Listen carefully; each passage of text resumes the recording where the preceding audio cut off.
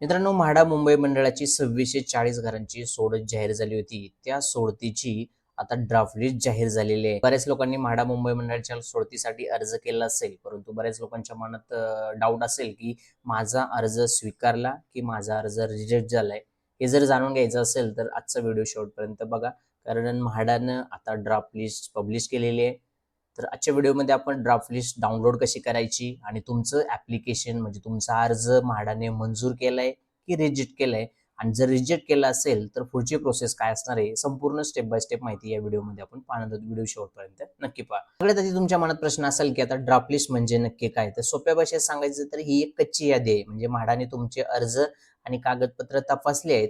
ज्या अर्जामध्ये काही चुका सापडल्या असतील किंवा काही कागदपत्र कमी पडली असतील, तर अशा लोकांची नावं या यादीमध्ये टाकली जातात. हे लक्षात घ्या की ही फायनल लिस्ट नसते, ही सध्या तात्पुरती कच्ची यादी असते. लॉटरी लागण्याच्या अगोदर पहिल्या स्टेपमध्ये तुमचा अर्ज मंजूर केलाय की रिजेक्ट केलाय ही यादी असते. म्हणजेच ही यादी ड्राफ्ट लिस्ट. तर येथे म्हाडा मुंबई मंडळाच्या 2640 घरांच्या सोडतीची ड्राफ्ट लिस्ट यादी आता म्हाडाने जाहीर केली. सर्वप्रथम तुम्हाला या housing.mahada.gov.in या वेबसाईटवरती यायचंय. या वेबसाईटवरती आल्यानंतर या ठिकाणी बघा 3 लाईन्स मेनू ऑप्शन दिसेल, त्याच्यावरती क्लिक करायचंय. आणि या सब मेनू मध्ये तुम्हाला बघा खाली इथं पब्लिश्ड ऍप्लिकेशन ऑप्शन दिसेल, तर याच्यावरती तुम्हाला क्लिक करायचंय. बघा लॉटरी कोडचा कॉलम आहे, इथे लॉटरी नेम आहे, इथे लॉटरी बोर्ड बघा, आणि या ठिकाणी स्टेटस आहे, त्यांनी ऍक्शन म्हणजे या तरी व्ह्यू ऍक्सेप्टेड ऍप्लिकेशन आणि व्ह्यू रिजेक्टेड ऍप्लिकेशन असे दोन ऑप्शन्स पाहायला मिळतील. म्हाडा मंडळाची जी लॉटरी आहे ती 4 कोड मध्ये आपल्याला पाहायला मिळेल. इथे बघा MB2602, MB2604, MB2601 आणि MB2603 अशा 4 कोड मध्ये आपल्याला ही लॉटरी पाहायला मिळणार आहे. आणि इथं मुंबई बोर्ड आहे, इथं लॉटरी बघा अंडर कन्स्ट्रक्शन आहे, विखुरलेल्या जे काही घरं असतील ती, आणि इथं ड्राफ्ट लिस्ट पब्लिश असं स्टेटस आहे. ऍक्शन बटन मध्ये तुम्हाला 2 ऑप्शन पाहायला मिळतील, व्ह्यू ऍक्सेप्टेड ऍप्लिकेशन आणि दुसरे व्ह्यू रिजेक्टेड ऍप्लिकेशन. हे 2 बटन दिसतील. तर व्ह्यू ऍक्सेप्टेड ऍप्लिकेशन जे की ग्रीन कलर मध्ये, यावरती क्लिक केल्यानंतर तुम्हाला या सोडतीसाठी जी काय पात्र यादी म्हणजे ज्या अर्जदारांनी अर्ज केला असेल त्यांच्या फॉर्म मध्ये, त्यांच्या कागदपत्रांमध्ये कोणत्याही प्रकारची त्रुटी नाही, तर म्हाडाने त्यांचे अर्ज ऍप्लिकेशन म्हाडाने लॉटरीसाठी संगणकीय सोडतीसाठी ऍक्सेप्ट केले, अशा लोकांची नावं या व्ह्यू ऍक्सेप्टेड ऍप्लिकेशन मध्ये असणार आहे. तुम्ही लॉटरीमध्ये ऍप्लिकेशन केलंय, तुमच्या काही कारणास्तव तुमच्या कागदपत्रांमध्ये चुका असतील किंवा तुमच्या अर्जामध्ये चुकीची माहिती असेल, अशा काही त्रुटी असतील, तर अशी अर्ज जे की म्हाडाने केलेले असतील ते रिजेक्टेड लोकांची सर्व नावे या व्ह्यू रिजेक्टेड ऍप्लिकेशन या यादीमध्ये असणार आहे. तर या ठिकाणी तुम्ही व्ह्यू ऍक्सेप्टेड ऍप्लिकेशन यावरती क्लिक करायचंय. क्लिक केल्यानंतर या ठिकाणी बघा असा इंटरफेस पाहायला मिळेल आणि डाउनलोड आयकॉन दिसेल, तर यावरती क्लिक करायचंय. क्लिक केल्यानंतर मुंबई म्हाडा मंडळाची जी काही व्ह्यू ऍक्सेप्टेड ऍप्लिकेशन म्हणजे स्वीकृत अर्जाची प्रारूप यादी जी असेल ती यादी या ठिकाणी तुम्हाला पाहायला मिळेल. आणि यादी बघा सिरियल नंबर दिसेल, या ठिकाणी ऍप्लिकेशन नंबर, स्कीम कोड म्हणजे कोणत्या स्कीमसाठी, कॅटेगरी कोणत्या कॅटेगरीसाठी आहे, आणि ऍप्लिकेंटचं नेम अशा पद्धतीनं फॉर्मॅट असणार आहे. तर या ठिकाणी तुम्ही Ctrl+F फाइंड करून तुमचा जो काय ऍप्लिकेशन नंबर असेल तो ऍप्लिकेशन नंबर टाईप करून तुम्ही तुमचा अर्ज या पूर्ण लिस्टमध्ये चेक करू शकता. जर या लिस्टमध्ये असेल तर तुम्हाला टेन्शन घ्यायचं नाही, तुमचा अर्ज हा म्हाडाने ऍक्सेप्ट केलेला आहे. फक्त तुम्ही फायनल लिस्टचा वेट करा. फायनल लिस्टमध्ये तुमचं नाव आलं तर तुम्ही डायरेक्ट सोडतीसाठी इलिजिबल आहात असं समजून जायचं. त्यामुळे या लिस्टमध्ये काय नाही चेक करायचं. जर या लिस्टमध्ये नाव चेक करा, ऍप्लिकेशन नंबर टाका. जर असेल नाव तर टेन्शन घेऊ नका, काही प्रोसेस वगैरे करायची नाही. जर ऍक्सेप्टेड ऍप्लिकेशन मध्ये जर तुमचं नाव असेल तर काही टेन्शन घ्यायचं नाही. जर त्याच्यामध्ये तुमचं नाव नसेल, फाइंड नसेल, तर सर्वात तुम्हाला व्ह्यू रिजेक्टेड ऍप्लिकेशन यावरती क्लिक करायचंय. आणि या ठिकाणी रिजेक्टेड ऍप्लिकेशनची लिस्ट तुम्हाला पाहायला मिळेल. या ठिकाणी डाउनलोड वरती क्लिक करायचे. डाउनलोड वरती क्लिक केल्यानंतर या ठिकाणी बघा प्रारूप या अर्जाची यादी एक नोटिफिकेशन दिलंय, त्याच्यावरती आपण थोड्या वेळाने बोलू. तर या ठिकाणी बघा संपूर्ण यादी तुम्हाला पाहायला मिळेल की रिजेक्टेड ऍप्लिकेशन केले, ज्यांचा अर्ज रिजेक्ट केलाय तो.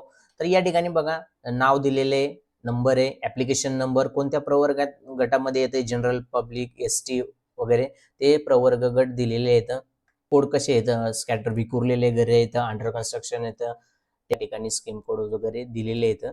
त्या ठिकाणी बघा इन्कम डिस्क्रिपन्सी, उत्पन्न प्रमाणपत्रामध्ये तुमचं उत्पन्न एक असेल आणि तुम्ही पोर्टलवरती एक टाकलं असेल म्हणजे ते मिसमॅच असेल तर त्याच्यामध्ये, किंवा चुकीच्या वर्षाचं उत्पन्न प्रमाणपत्र अपलोड केलं असेल, तसंच कुणाचं डोमासाईल सर्टिफिकेट मध्ये काही प्रॉब्लेम असेल, नीच्या आधार आणि पॅन मध्ये जर नाव मिसमॅच असेल, तर अशा पद्धतीने ज्या काही डॉक्युमेंटच्या रिलेटेड त्रुटी असतील, जे काही ऍप्लिकेशन रिलेटेड काही प्रॉब्लेम असेल, ते संपूर्ण ऍप्लिकेशनची जी काही रिजेक्टेड ऍप्लिकेशन ड्राफ्ट लिस्ट असणार आहे त्याच लोकांची नावं या लिस्टमध्ये असणार आहेत. ठिकाणी पण Ctrl+F फाइंड करा आणि तुमचा ऍप्लिकेशन नंबर टाका आणि ऍप्लिकेशन नंबर टाकल्यानंतर या ठिकाणी नाव जर दिसलं तर तुम्हाला सर्वात महत्वाची स्टेप घ्यायची आहे. ते काय करायचंय, तर या ठिकाणी या लिस्टमध्ये जर नाव असेल तर तुम्हाला काही घाबरायची गरज नाही, का तुमच्यासाठी एक थोडीशी मुदत देखील दिलेली आहे, की तुम्ही जर समजा तुमच्या काही डॉक्युमेंट्समध्ये जर प्रॉब्लेम असेल किंवा इन्कम सर्टिफिकेट, डोमासाईल सर्टिफिकेट किंवा आधार पॅन, जे काही तुम्हाला ज्या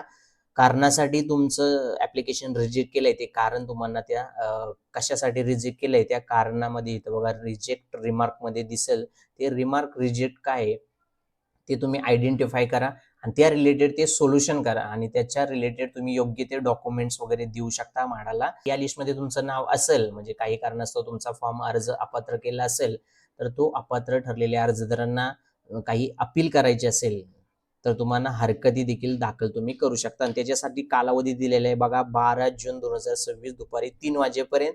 तुम्हाला housing.mahada.gov.in या संकेतस्थळावर यायचंय. त्याच्यानंतर तुम्हाला मध्ये जायचंय आणि रेज ग्रीव्हन्स किंवा ऑब्जेक्शन सजेशन हा पर्याय निवडून ग्रीव्हन्स रजिस्टर करायचंय, म्हणजे तुम्हाला हरकती नोंदवायच्या आहेत. जर ऑनलाईन पद्धतीने करायचं असेल तर करू शकता, नसेल तर तुम्हाला प्रत्यक्ष मुंबई गृहनिर्माण व क्षेत्र विकास मंडळाच्या पणन कक्षामध्ये प्रत्यक्ष हजर राहून तुम्हाला ते ऍप्लिकेशन सादर करावं लागणार आहे. जर या कालावधीनंतर म्हणजे 12 जून 2026 दुपारी 3 वाजेनंतर जर काय हरकत आली तर म्हाडा त्याच्यासाठी जबाबदार नाही. तुमचं कोणतंही म्हणणं ऐकून घेण्यात येणार नाही. त्याच्यामुळे दिलेल्या वेळेत तुम्ही प्रॉपर चेक करा. लिस्टमध्ये रिजेक्ट लिस्टमध्ये जर तुमचं नाव असेल तर तुमच्या डॉक्युमेंटचं जे काय कारण दिलं असेल रिजेक्ट करण्याचं तर ते कारण योग्य ओळखा आणि त्या रिलेटेड ते सोल्युशन शोधून ते योग्य ते कागदपत्र आणि जी काय असेल ते चुकीची माहिती प्रॉपर बरोबर करून अपडेट करून तुम्हाला त्या ठिकाणी रेज ग्रीव्हन्स करा आणि व्यवस्थित डॉक्युमेंट चुकीचं असेल तर ते बरोबर डॉक्युमेंट त्या ठिकाणी अपलोड करा आणि करेक्शन करून तुम्ही ऍप्लिकेशन सबमिट करू शकता.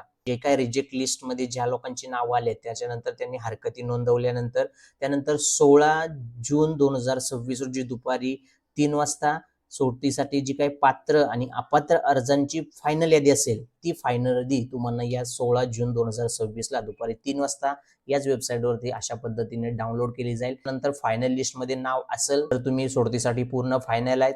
त्याच्यानंतर जर समजा रिजेक्ट लिस्टमध्ये परत नाव आलं फायनल लिस्टमध्ये तर तुमचा फॉर्म सोडतीमधून पूर्णपणे बाद केला जाईल, तुम्हाला परत चान्स नाहीये.